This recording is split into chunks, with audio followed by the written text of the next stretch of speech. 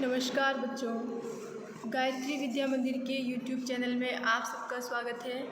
आपकी कक्षा 12 की अनिवार्य हिंदी की क्लास में हम पढ़ रहे हैं आपकी पाठ्य पुस्तक पीयूष प्रवाह से गांधी जी की आत्मकथा सत्य के प्रयोग का अंश शांति निकेतन। अब देखें, शांति निकेतन शिक्षा संस्थान है जहां गांधी जी को कुछ समय रहने का अवसर मिलता है। वहां उनको गंगनाथ विद्यालय में अध्यापन करने वाले काका कालेलकर और भी कई अन्य अध्यापकों का सानिध्य मिलता है। रविंद्रनाथ जी ने शांति निकेतन की स्थापना भारतीय और पश्चिमी जीवन मूल्यों से अवगत कराने और वहां की सभी अध्यापक और विद्यार्थियों द्वारा उन मूल्यों को आचरण में उतारने की प्रेरणा देने के लिए की थी। गांधी जी ने अपने अध्यापक साथियों को कुछ महत्वपूर्ण जीवन मूल्यों के प्रति जागरूक भी इस आत्मकथांश में किया है। इनमें श्रम का सम्मान प्रमुख था। तो आइए शुरू करते हैं हम सत्य के प्रयोग आत्मकथा का अंश शांति निकेतन। राजकोट से मैं शांति निकेतन गया। वहाँ शांति निकेतन के अध्यापकों और विद्यार्थियों ने मुझ पर अपना प्रेम बरसाया यानी बहुत अधिक प्रेम प्रकट किया गांधी जी के प्रति। स्वागत की विधि में सादगी, कला और प्रेम का सुंदर मिश्रण था, यानी कि बहुत सादगी के साथ बड़े कलापूर्ण तरीके से और अत्यधिक प्रेम पूर्वक गांधी जी का स्वागत किया गया। कहाँ किया गया? शांति निकेतन में। वहाँ मैं काका साहब कालेलकर से पहल मिला। कहाँ? शांति निकेतन में। किससे पहली बार मिले? काका कालेलकर से। कालेलकर काका साहब क्यों कहलाते थे यह मैं उस समय नहीं जानता था, लेकिन बाद में मालूम हुआ कि केशव राय देशपांडे जो विलायत में मेरे समकालीन थे, जब गांधी जी इंग्लैंड गए थे उस समय वो उन्हीं के समय के रहे हैं। कौन? केशव राय देशपांडे, जो विलायत में मेरे समकालीन थे और जिनके साथ विलायत में मेरा अच्छा परिचय हो गया था। बड़ौदा राज्य में गंगनाथ विद्यालय चला रहे थे। कौन चला रहे थे गंगनाथ विद्यालय? केशव राय देशपांडे। तो देखो, उस विद्यालय की क्या परिपाटी थी, क्या परंपरा थी। उनकी अनेक भावनाओं में से एक यह भी थी कि विद्यालय में पारिवारिक भावना होनी चाहिए। इस विचार से वहाँ सब अध्यापकों के नाम रखे गए। इस विचार से कि केशव राय देशपांडे ने जो विद्यालय खोला था उस विद्यालय की एक परंपरा थी, यानी कि केशव राय देशपांडे जी की ये भावना रही है कि विद्यालय में पारिवारिक भावना होनी चाहिए, यानी कि सभी के बीच में परिवार की भांति प्रेम और संबंध होने चाहिए। इस विचार से वहाँ सब अध्यापकों के नाम रखे गए थे। किस विचार से? पारिवारिक भावना के विचार से। उनमें कालेलकर को काका नाम मिला, फड़के मामा बने, हरिहर शर्मा अण्णा कहलाए। दूसरों के भी यथा योग्य, यानी कि उनकी योग्यता अनुसार नाम रखे गए। काका के साथी के रूप में आनंदानंद स्वामी और मामा के मित्र के नाते पटवर्धन आपा आगे चलकर इस कुटुंब में सम्मिलित हुए, इस परिवार में शामिल हुए।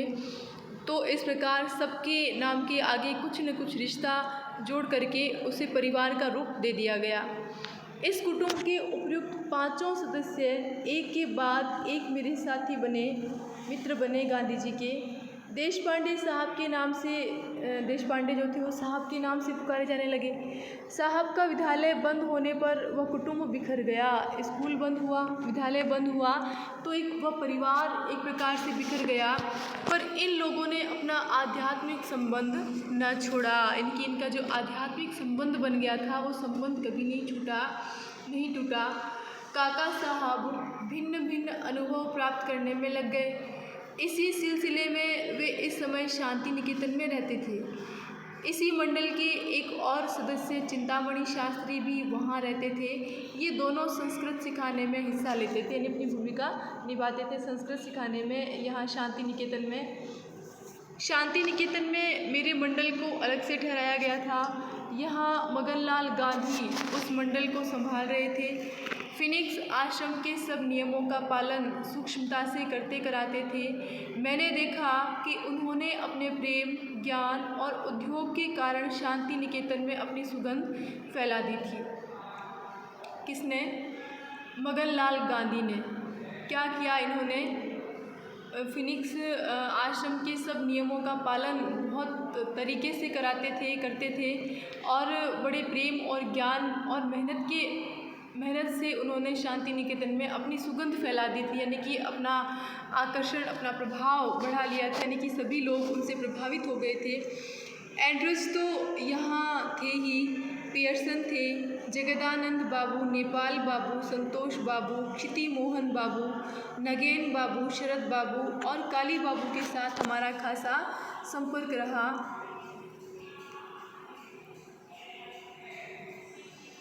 अपने स्वभाव के अनुसार मैं विद्यार्थियों और शिक्षकों में घुल मिल गया। गांधी जी का स्वभाव ही था जैसे सबके साथ घुल मिल जाते थे बहुत जल्दी ही।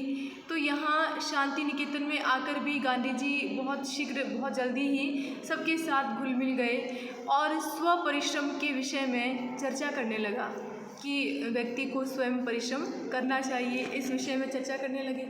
मैंने वहाँ के शिक्षकों के सामने यह बात रखी कि वैतनिक रसोइयों के बदले शिक्षक और विद्यार्थी अपनी रसोई स्वयं बना ले तो अच्छा हो। वैतनिक रसोइये यानी कि जो तनख्वाह पर काम करने के लिए रखे गए थे खानसामे रसोइये, उनकी जगह पर स्वयं काम कर ले, स्वयं खाना बना ले तो कितना अच्छा हो, ऐसी बात रखी गांधी जी ने। ऐसा करने से आरोग्य यानी स्वास्थ्य और नीति की दृष्टि से रसोई घर पर शिक्षक समाज का प्रभुत्व स्थापित होगा, यानी कि जिम्मेदारी उठाने से, काम करने से अधिकार भी मिलते हैं, तो रसोई घर पर हमारा प्रभुत्व यानी हमारा स्वामित्व स्थापित हो जाएगा। और विद्यार्थी स्वावलंबन और स्वयं पाक यानी कि अपने हाथों से भोजन बनाने का पदार्थ पाठ सीखेंगे, यानी कि ये कार्य वे सीख जाएंगे विद्यार्थी स्वयं। 1-2 शिक्षकों ने सिर हिलाया यानी कि अनुमति जताई, सहमति जताई। कुछ लोगों को ये प्रयोग बहुत अच्छा लगा, कुछ को बहुत अच्छा लगा, किसी ने असहमति भी प्रकट की। नई चीज़ फिर ये कैसी भी क्यों ना हो, बालकों को तो अच्छी लगती ही है, बच्चों को तो नए नए प्रयोग करना अच्छा लगता है।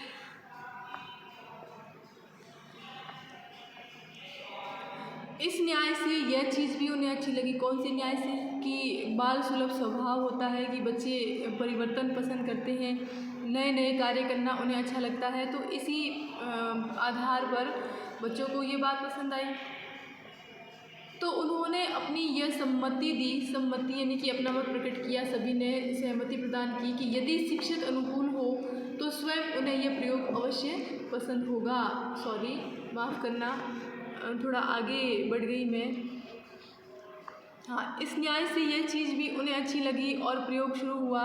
जब कविश्री के सामने यह चीज़ रखी गई तो उन्होंने अपनी यह सम्मति दी, ये विचार दिया कि यदि शिक्षक अनुकूल कैसे, मेहनत के, परिश्रम के अनुकूल हो तो स्वयं उन्हें ये प्रयोग अवश्य पसंद होगा, तो उनको स्वयं ही अच्छा लगेगा। यदि शिक्षक अनुकूल होंगे, उन्हें मेहनत करना पसंद आएगा तो ये प्रयोग उन्हें अच्छा ही लगेगा। उन्होंने विद्यार्थियों से कहा कि इसमें स्वराज्य की चाबी मौजूद है, यानी कि जिम्मेदारी उठाने से अधिकार भी मिलते हैं, मेहनत करने से, परिश्रम करने से प्रभुत्व स्थापित होता है, स्वामित्व स्थापित होता है और अधिकार मिलते हैं, ऐसा बताया उन्होंने विद्यार्थियों से। पियर्सन ने प्रयोग को सफल बनाने में अपने आप को खपा दिया। पियर्सन जो थे बहुत परिश्रमी थे, सेवाशील प्रवृत्ति के थे, तो इन्होंने क्या किया, गांधी जी के इस प्रयोग में स्वयं को खपा दिया, यानी कि स्वयं को लगा दिया, समर्पित कर दिया। उन्हें ये बहुत अच्छा लगा। एक मंडली साग काटने वालों की बनी, सब्जी काटने वालों की, दूसरी अनाज साफ करने वालों की। रसोई घर के आसपास शास्त्रीय ढंग से सफाई रखने के काम में नगेन बाबू आदि जुट गए। उन लोगों को कुदाली से काम करते देखकर मेरा हृदय नाच उठा। लेकिन मेहनत के इस काम को 125 विद्यार्थी और शिक्षक भी एकाएक नहीं अपना सकते थे। इसका क्या कारण? क्योंकि सबके अलग अलग विचार होते हैं, कुछ लोग परिवर्तन पसंद करते हैं, कुछ लोग मेहनत करना पसंद करते हैं, तो कुछ लोग अपने हाथों से मेहनत करना भी उचित नहीं समझते हैं। अतएव रोज़ चर्चाएं चलती, यानी कि इतने बड़े स्तर पर 125 विद्यार्थी और शिक्षक एकाएक सभी इस बात को अपना लें ये तो आवश्यक नहीं, तो इसलिए सबके बीच में रोज़ चर्चाएं होने लगी। कुछ लोग थक जाते, परंतु पियर्सन क्यों थकने लगे? वे हंसते चेहरे से रसोई घर के किसी न किसी काम में जुटे ही रहते। बड़े बड़े बर्तन मांजना उन्हीं का काम था। बर्तन मांजने वाली टुकड़ी की थकान उतारने के लिए कुछ विद्यार्थी वहाँ सितार बजाते थे। देखो प्रश्न भी बन जाता है कि बर्तन मांजने वाली टुकड़ी की थकान उतारने के लिए क्या व्यवस्था की जाती थी, क्या व्यवस्था की गई थी शांति निकेतन में? तो कुछ विद्यार्थी वहाँ सितार बजाते थे।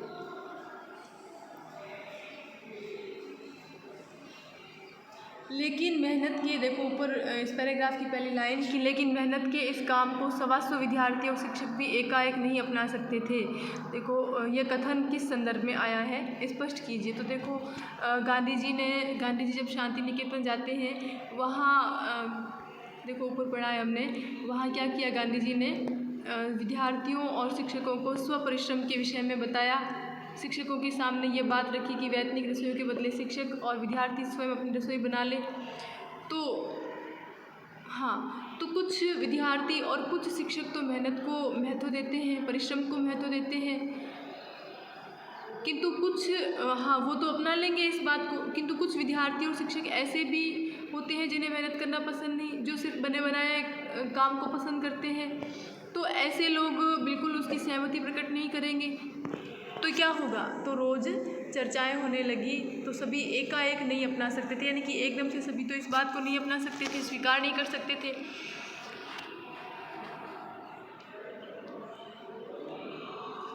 अतएव रोज़ चर्चाएं चलती, कुछ लोग थक जाते, परंतु पियर्सन क्यों थकने लगे? वे हंसते चेहरे से रसोई घर के किसी न किसी काम में जुटे ही रहते, कुछ न कुछ करते ही रहते। बड़े बड़े बर्तन मांजना उन्हीं का काम था। बर्तन मांजने वाली टुकड़ी की थकान उतारने के लिए कुछ विद्यार्थी वहाँ सितार बजाते थे।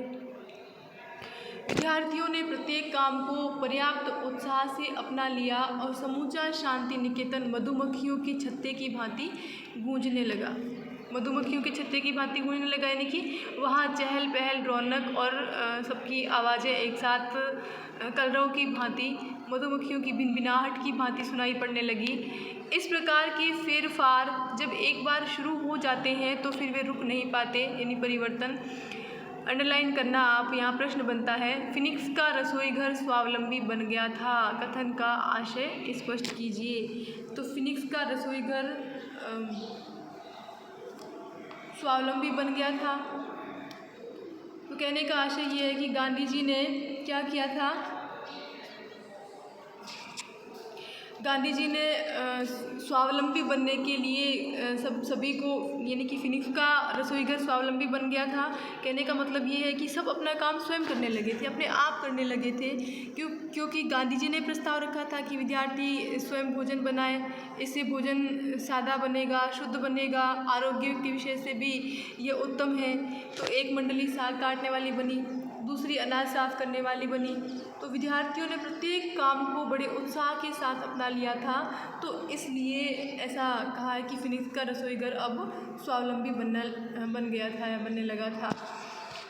बिल्कुल ये प्रश्न है आपके अभ्यास के प्रश्नों में और आपको ये प्रश्न करना भी है। फिनिक्स का रसोई घर स्वावलंबी बन गया था, यही नहीं बल्कि उसमें रसोई भी बहुत सादी बनती थी, मसालों का त्याग किया गया था। अतएव भात, दाल, साग और गेहूं के पदार्थ भी भाप के द्वारा पका लिए जाते थे। बंगाली खुराक में सुधार करने के विचार से उस प्रकार का एक रसोई घर शुरू किया गया था। उसमें 1-2 अध्यापक और कुछ विद्यार्थी सम्मिलित हुए थे। ऐसे ही प्रयोगों में से सर्वसाधारण रसोई घर को स्वावलंबी बनाने का प्रयोग शुरू किया जा सका। अब देखें, पर आखिर कुछ कारणों से यह प्रयोग बंद हो गया। मेरा विश्वास है कि इस जगत विख्यात संस्था, यानी विश्व प्रसिद्ध संस्था शांति निकेतन ने थोड़े समय के लिए भी इस प्रयोग को अपनाकर कुछ खोया नहीं, और उससे प्राप्त अनेक अनुभव उसके लिए उपयोगी सिद्ध हुए थे। मेरा विचार शांति निकेतन में कुछ समय रहने का था, किंतु विधाता मुझे ज़बरदस्ती घसीट कर ले गया। यहाँ भी प्रश्न बन सकता है कि गांधी जी को शांति निकेतन क्यों छोड़ना पड़ा। तो देखो क्यों छोड़ना पड़ा था। मैं मुश्किल से वहाँ 1 हफ्ता रहा होऊंगा कि इतने में पूना से गोखले के अवसान यानी देहावसान का स्वर्गवासी होने का तार मिला। शांति निकेतन शोक में डूब गया। क्यों शांति निकेतन शोक में डूब गया था? क्योंकि जब गांधी जी को शांति निकेतन में रहते हुए गोपाल कृष्ण गोखले की मृत्यु का देहावसान का तार मिला, संदेश मिला, तो जिसने भी सुना, पूरे शांति निकेतन में सबने सुना, सब लोग शोकमग्न हो गए। सब मेरे पास संवेदना के लिए आए, सहानुभूति दुख जताने प्रकट करने आए। मंदिर में विशेष सभा की गई। यह गंभीर दृश्य अपूर्व था, यानी ऐसा दृश्य गांधी जी ने पहले नहीं देखा था। मैं उसी दिन पूना के लिए रवाना हुआ। पत्नी और मगनलाल गांधी को अपने साथ लिया, बाकी सब शांति निकेतन में रहे। बर्दवान तक एंड्रस मेरे साथ आए थे। उन्होंने मुझसे पूछा, क्या आपको ऐसा लगता है कि हिंदुस्तान में आपके लिए सत्याग्रह करने का अवसर आएगा? तो देखो प्रश्न यहाँ भी बनता है कि एंड्रस के ऐसा पूछने पर कि क्या हिंदुस्तान में आपके लिए सत्याग्रह करने का अवसर आएगा, सत्याग्रह करने का अवसर आएगा। तो एंड्रस के उत्तर में गांधी जी ने क्या कहा? गांधी जी ने क्या कहा? और अगर उसने पूछा और अगर ऐसा हो तो कब आएगा, इसकी कोई कल्पना आपको है? तो देखो गांधी जी ने क्या जवाब दिया। गांधी जी ने उत्तर दिया कि इसका उत्तर देना कठिन है, अभी 1 वर्ष तक तो मुझे कुछ करना ही नहीं है। गोखले ने मुझसे प्रतिज्ञा करवाई है कि मुझे 1 वर्ष तक देश में भ्रमण करना है, किसी सार्वजनिक प्रश्न पर अपना विचार न तो बताना है। गोखले क्योंकि गांधी जी के राजनीतिक गुरु रहे हैं गोपाल कृष्ण गोखले, तो उनका मार्गदर्शन किया करते थे वे हर कदम पर। तो अब गांधी जी कहते हैं कि गोखले ने मुझसे प्रतिज्ञा करवाई है। क्या प्रतिज्ञा करवाई है? प्रश्न यहाँ भी बन सकता है कि गोखले ने गांधी जी से क्या प्रतिज्ञा करवाई। गोखले ने गांधी जी से प्रतिज्ञा करवाई कि मुझे 1 वर्ष तक देश में भ्रमण करना है, किसी सार्वजनिक प्रश्न पर अपना विचार न तो बनाना है न प्रकट करना है।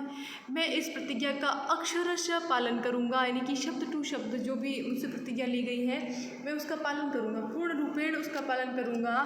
बाद में भी मुझे किसी प्रश्न पर कुछ कहने की ज़रूरत होगी तभी मैं कहूँगा। इसलिए मैं नहीं समझता कि 5 वर्ष तक सत्याग्रह करने का कोई अवसर आएगा। यहाँ यह कहना अप्रस्तुत न होगा कि हिंद स्वराज्य में मैंने जो विचार व्यक्त किए हैं, गोखले उनका मजाक उड़ाते थे और कहते थे कि आप 1 वर्ष हिंदुस्तान में रहकर देखेंगे तो आपके विचार अपने आप ठिकाने आ जाएंगे। क्योंकि हिंदुस्तान जैसा बड़ा देश जहाँ पर हर कदम कदम पर भिन्नताएँ पाई जाती है, तो ये सब देख करके और गांधी जी के जो विचार हैं उन्हें देख करके गोपाल कृष्ण गोखले उसका मजाक उड़ाया करते थे गांधी जी के विचारों का, कि यदि आप एक बार पूरे हिंदुस्तान में रह करके देखेंगे, वहाँ की परिस्थितियों को देखेंगे, भोगेंगे, समझेंगे, तो आपके जो विचार हैं वो अपने आप ठिकाने आ जाएंगे। सत्याग्रह को लेकर के आपके जो विचार हैं वो। तो आइए बात करते हैं, अब हम इस वीडियो से प्रश्न जो बनते हैं उनकी बात करते हैं। तो सबसे जो पहला प्रश्न है वो तो आपके देखें, फिनिक्स का रसोई घर स्वावलंबी बन गया था, कैसे? बिल्कुल अभी बात हुई हमारी। गोखले ने गांधी जी से क्या प्रतिज्ञा करवाई, ये प्रश्न भी अभी देखो मैंने बताया था आपको कि यहाँ ये प्रश्न बन सकता है। तो ये बिल्कुल, ये तो आपके पाठ्य पुस्तक के प्रश्न हैं, अभ्यास के जो प्रश्न आपकी पाठ्य पुस्तक में दिए हैं। बिल्कुल क्या प्रतिज्ञा करवाई? गोखले ने गांधी जी से प्रतिज्ञा करवाई थी कि उन्हें 1 वर्ष तक देश में भ्रमण करना है, किसी सार्वजनिक प्रश्न पर अपना विचार न तो बनाना है और न ही प्रकट करना है। तो गांधी जी ने प्रतिज्ञा का पूरी तरह से पालन भी किया। अब देखो, शांति निकेतन में बर्तन मांजने वाली टुकड़ी थकान उतारने के लिए क्या करती थी?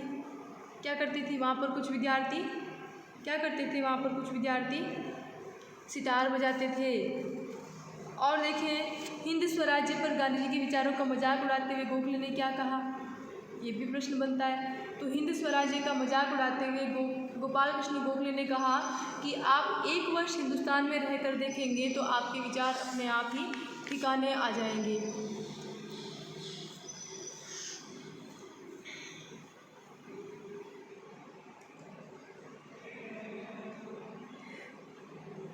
फिर देखें, गंगनाथ विद्यालय चलाने वाले देश पांडे जी की विद्यालय चलाने के संबंध में क्या भावना थी, इसके लिए उन्होंने क्या उपाय किया? देखो उनकी भावना ये थी कि विद्यालय में परिवार जैसा वातावरण होना चाहिए, और इस भावना के लिए उन्होंने क्या किया, ये भावना लाने के लिए उन्होंने विद्यालय के अध्यापकों के नाम पारिवारिक सदस्यों के रूप में रख दिए थे। कालेलकर जी काका, फड़के जी मामा, हरिहर शर्मा अण्णा कहे जाते थे। इस प्रकार अन्यों के भी नाम रख दिए गए थे। फिर देखिए शांति निकेतन में गांधी जी ने वहाँ के शिक्षकों के सामने क्या प्रस्ताव रखा और इसके पीछे उनका क्या विचार था। तो गांधी जी ने क्या प्रस्ताव रखा, बिल्कुल आपके पास अभी तो इन प्रश्नों के उत्तर है, अभी तो, क्योंकि अभी अभी हमने पढ़ा है ये जो आत्मकथांश है शांति निकेतन, तो यहाँ से जो भी प्रश्न बन रहे हैं फिलहाल तो आपके पास सबके प्रश्नों के उत्तर आपके पास मौजूद हैं। लेकिन यदि आपने गहराई से इसका अध्ययन नहीं किया, समझने का प्रयास नहीं किया, तो परीक्षा में जब ये प्रश्न उपस्थित होंगे आपके सामने तो बिल्कुल नए ही लगेंगे आपको कि कहाँ से आ गया ये प्रश्न। तो देखिए शांति निकेतन में गांधी जी ने वहाँ के शिक्षकों के सामने क्या प्रस्ताव रखा और इसके पीछे उनका क्या कारण था, क्या विचार था। तो देखिए गांधी जी ने शिक्षकों के सामने प्रस्ताव रखा कि रसोई का सारा काम शिक्षक स्वयं करें। इससे रसोई घर जो है वो हम उसे आरोग्यपूर्ण बना सकेंगे और अपना नियंत्रण भी रख सकेंगे, और ऐसा होने पर विद्यार्थी भी स्वावलंबन और भोजन बनाने की क्रियात्मक शिक्षा प्राप्त करेंगे। फिर देखें प्रश्न यहाँ बनता है कि रसोई घर संचालन का गांधी जी का प्रस्ताव अध्यापकों को कैसा लगा और इससे क्या परिवर्तन सामने आया। तो गांधी जी का ये प्रस्ताव अधिकांश शिक्षकों को अच्छा लगा, विद्यार्थियों को ये नई बात अच्छी लगी। स्वयं रविंद्रनाथ जी भी इससे सहमत थे। जो कवि का नाम आया है पीछे, कवि, तो जो वो कवि है वो कौन है, रविंद्रनाथ टैगोर जी, उन्हें भी ये विचार पसंद आया। फिर देखो क्या किया गया, सभी ने अपनी अपनी रुचि और क्षमता के अनुसार काम संभाल लिए और सारा शांति निकेतन इसे सफल बनाने में जुट गया। एंड्रूज ने गांधी जी से सत्याग्रह के बारे में क्या पूछा और गांधी जी ने क्या उत्तर दिया, मैंने बात की थी बिल्कुल कि प्रश्न आ सकता है। तो पूना जाते समय रास्ते में एंड्रूज ने गांधी जी से पूछा कि क्या भारत में उनके लिए सत्याग्रह करने का अवसर आएगा। इस पर गांधी जी ने उत्तर दिया कि उन्हें लगता है कि 5 वर्ष तक सत्याग्रह करने का कोई अवसर नहीं आएगा। फिर देखें एक अंतिम प्रश्न की हम बात करते हैं इस वीडियो से। शांति निकेतन में रहते हुए गांधी जी ने किन जीवन मूल्यों को अपनाने की प्रेरणा दी है, लिखिए। तो देखें गांधी जी को शांति निकेतन शिक्षा संस्थान में कुछ समय रहने का अवसर मिला, बड़ा प्रश्न है बिल्कुल ये। वहाँ उनको गंगनाथ विद्यालय में अध्यापन करने वाले काका कालेलकर और अन्य अध्यापकों का सानिध्य मिलता है। रविंद्रनाथ जी ने शांति निकेतन की स्थापना भारतीय और पश्चिमी जीवन मूल्यों से अवगत कराने और वहाँ के सभी अध्यापक और विद्यार्थियों द्वारा उन मूल्यों को आचरण में उतारने की प्रेरणा देने के लिए ही की थी। गांधी जी ने अनेक अध्यापक साथियों को कुछ महत्वपूर्ण जीवन मूल्यों के प्रति जागरूक भी किया। इसमें सबसे जो प्रमुख था वो श्रम का सम्मान था, आत्मनिर्भरता था। इसी से जुड़े जीवन मूल्य जैसे स्वावलंबन, सादगी, सात्विकता को अपनाने की प्रेरणा भी गांधी जी ने इस अंश में दी है। यह प्रेरणा शांति निकेतन की रसोई व्यवस्था में साकार दिखाई देने लगी। ठीक है, तो बिल्कुल ये थे आपके शांति निकेतन से प्रश्न। आप सारे प्रश्न बहुत सुंदर लिखावट में अपनी कॉपी में करें। धन्यवाद।